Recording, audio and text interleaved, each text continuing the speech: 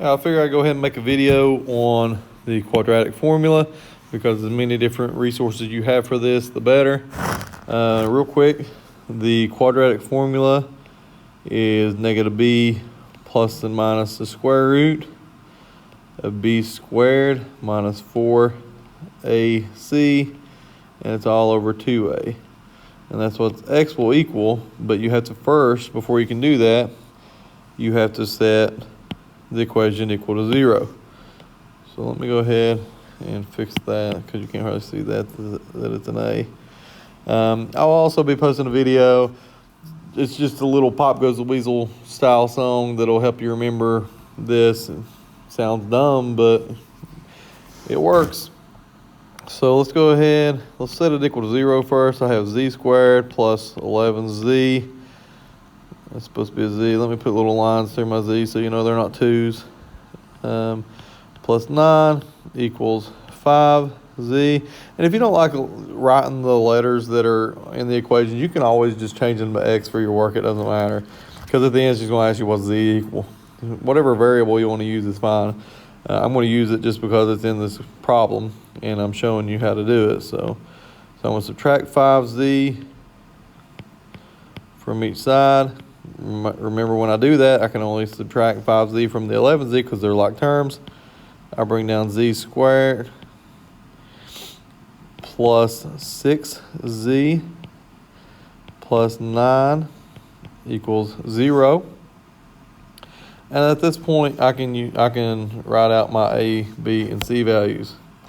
So my a value, remember, my a value is going to be equal to the coefficient for the z squared term. In this case, the coefficient is just 1. There's no number in front of z, so it's just 1. My b number is going to be the coefficient for the z term, so it's 6. And then my c number is my constant, which is 9, which is right here. So the way this works is it's a squared plus b,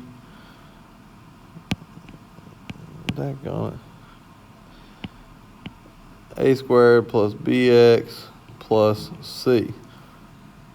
And that's where your a, b, and c comes from. That's where they'll always come from when we deal with quadratics. All right, so next step, I got to plug numbers in. And I'm plugging them into this quadratic formula. So I have x is equal to negative b, which is 6. Every time I plug a number in, though, I put it in parentheses, especially if I have negatives. Plus and minus the square root of 6 squared minus 4 times a, which is 1, times c, which is 9.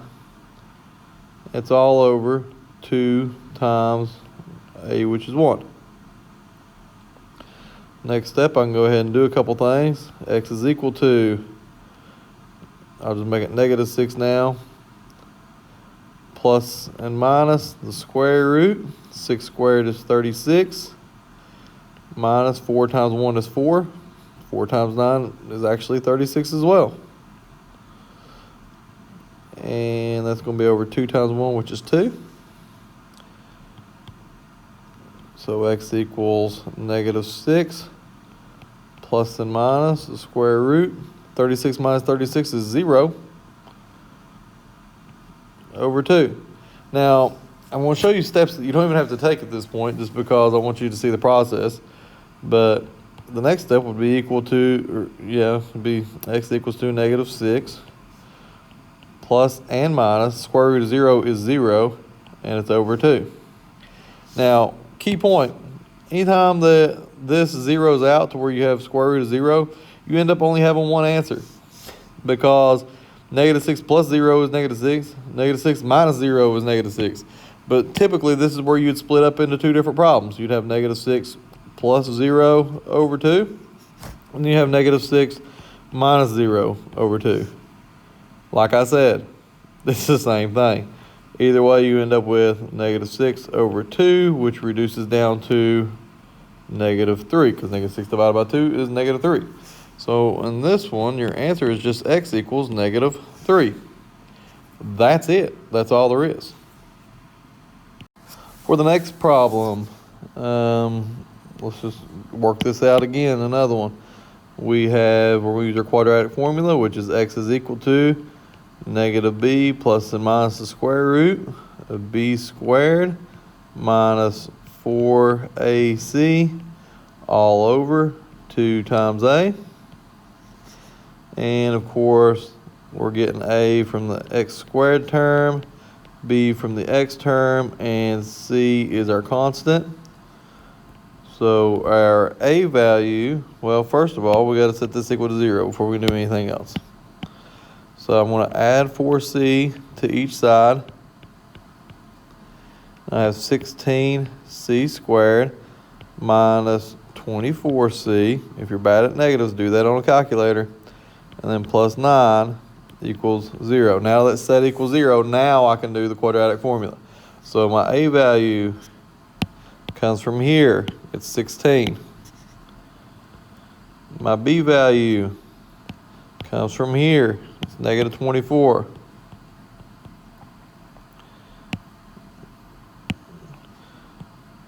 And my c value is my constant 9.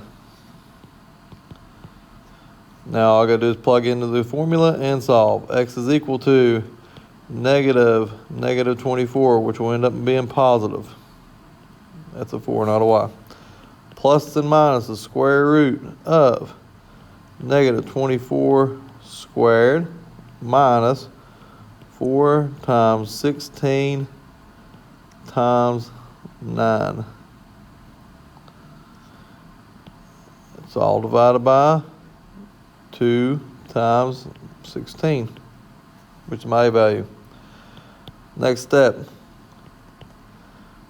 Negative makes a positive, so I got a positive 24. Plus and minus, square root.